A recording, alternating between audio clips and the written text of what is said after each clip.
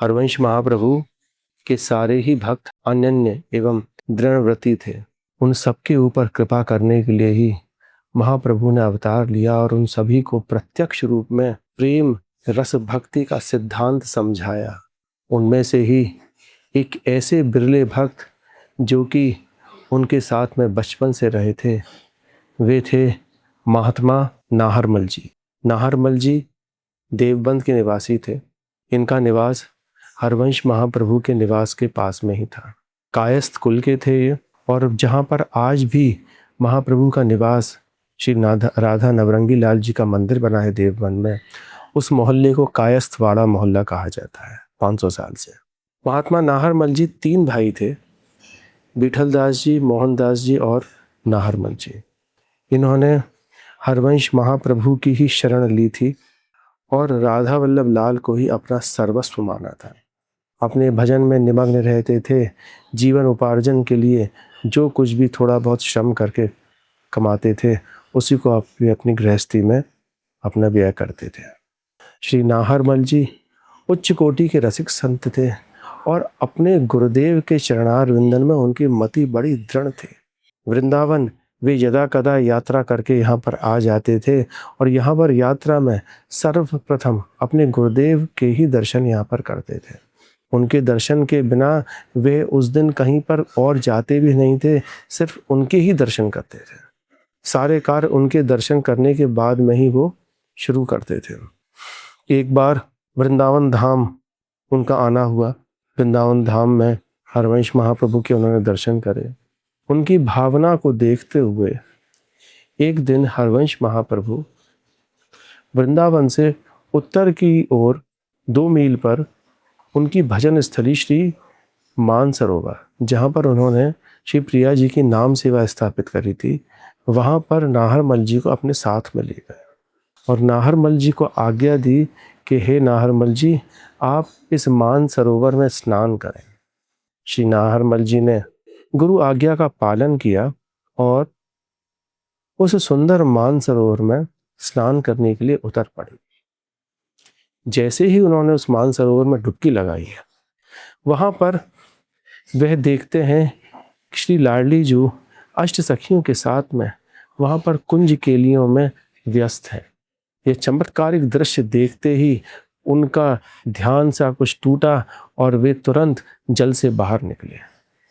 जल से बाहर निकलते ही वे देखते हैं कि उनके सद्गुरुदेव श्री मानसरोवर के तट पर ही भजन में लीन है। उनकी अपने गुरु चरणार विंदन में निष्ठा और प्रगाढ़ हो गई और खूब गंभीरता से उस दिन से वे भजन में और लग गए। भजन की गंभीरता भी होती है कि भजन एक तो ये होता है कि आपका ऊपरी परावेश होता है कि आपने माला ली हाथ में, काउंटर लिया अपने हाथ में, माला झोली में डाली और जोर जोर से हिलाते हिलाते हिलाते जो है आप दुनिया को देखते हुए आप वो भजन कर रहे हैं। एक गंभीरता ये होती है भजन की कि जहाँ पर आप ये पता भी नहीं लगने दे रहे हो कि आप सतत किस चिंतन में निरत हैं। तो जब आप ऐसा भजन करते हैं तो उसको गंभीर भजन कहा जाता है और प्रभु को गंभीर भजन करने वाले भक्तों से बड़ा प्रेम है, जो कि किसी को कुछ दिखाने के लिए भजन नहीं कर रहे हैं कि माला खींचे जा रहे हैं दिखा दिखा के, वो चीज़ नहीं। किसी को पता ही नहीं है उसके मन में कब भजन चल रहा है, कैसे चल रहा है। यहाँ तक तो आप ये सोचिए कि माला की भी उसको ज़रूरत नहीं है। माला किस लिए है भजन में? माला इसलिए होती है कि आपको भजन करना पड़े, आपके पास में गिनती रहे। पर एक समय ऐसा आता है कि आपके मुख पे हमेशा जिब्बा पे वो राधा नाम चलता रहता है। जैसे कि हम आपसे बात कर रहे हैं, आपको हम कुछ चीज़ सुना रहे हैं, पर अंदर ही अंदर जो है वो श्री हरवंश श्री हरवंश श्री हरवंश श्री हरवंश नाम जो है वो चल रहा है। जैसे किसी भी कार्य को करते करते में सहज में ही हमारी सांसें चलती रहती हैं, उसकी वजह से कोई कार्य के ऊपर तो असर नहीं पड़ता है ना, पर वो सांसें ज़रूरी हैं तब वो कार्य हो पाएगा। इसी तरह से वो नाम ज़रूरी है जिसके बल पर आपका सारा काम हो पाएगा। तो कहीं पे तो भक्ति में ये चीज़ कही गई कि सांसों की माला पे मैं प्रभु का नाम लूं, पर यहाँ पर क्या कहा गया कि नाम जब लूं मैं तब सांस लूं। तो अनन्यता इस तरह की थी उनकी नाहरमल जी की। उस अनन्यता के कारण से ही महाप्रभु ने यह चमत्कार से उनको साक्षात्कार कराया कि प्रिया जी वास्तव में हैं। और जब ऐसा चमत्कार हम देखते हैं, देखिए चमत्कार देखने पर ही हमारी गंभीरता बढ़ती है, हमारा दृढ़ विश्वास होता है कि हाँ ऐसा हो सकता है। आज आप देखिए वृंदावन में आके कितने साधु संत रह रहे हैं, उन साधु संतों को देख रहे हो, कुछ ना कुछ उनके साथ में घटा है, ऐसी अनहोनी घटना जो कि इसके बारे में वो सोच नहीं सकते थे। उनका जीवन ऐसा परिवर्तित हुआ, तभी जाके वो वृंदावन में आए, सब कुछ चीज छोड़े आए।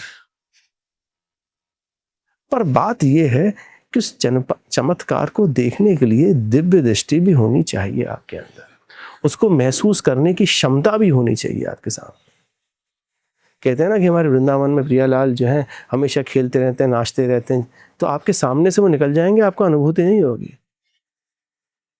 तो पकड़ना, देखना, समझना, ये बहुत बड़ी बात है। तो ऐसे ही कृपा नाहरमल जी के ऊपर हिताचार्य महाप्रभु ने करी। ऐसे ही उनका वृंदावन आना जाना लगा रहता था। कभी भी वे वृंदावन आते थे और उनको महाप्रभु के दर्शन नहीं होते थे तो उनका मन व्याकुल हो जाता था कि मेरे प्रभु हैं कहाँ पर। तो एक बात की बात, जब वो वृंदावन आए हैं तो हिज्जी महाराज के उनको दर्शन नहीं हुए। हिज्जी महाराज वन में गए हुए थे, पास में ही लकड़ियों को बीनने के लिए, जिससे कि राजभोग श्री जी का वो सिद्ध कर सके। जब उन्होंने राजभोग सिद्ध करने के लिए लकड़ियां बीन रहे थे, वहीं पर ही श्री नाहरमल जी वहां पर आ गए।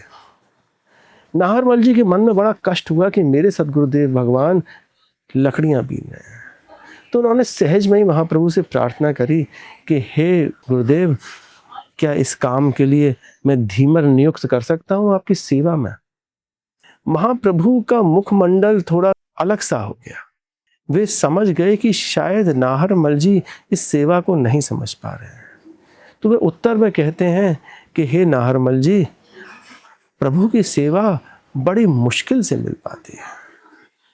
ये कोई काम नहीं है, ये प्रभु की सेवा है।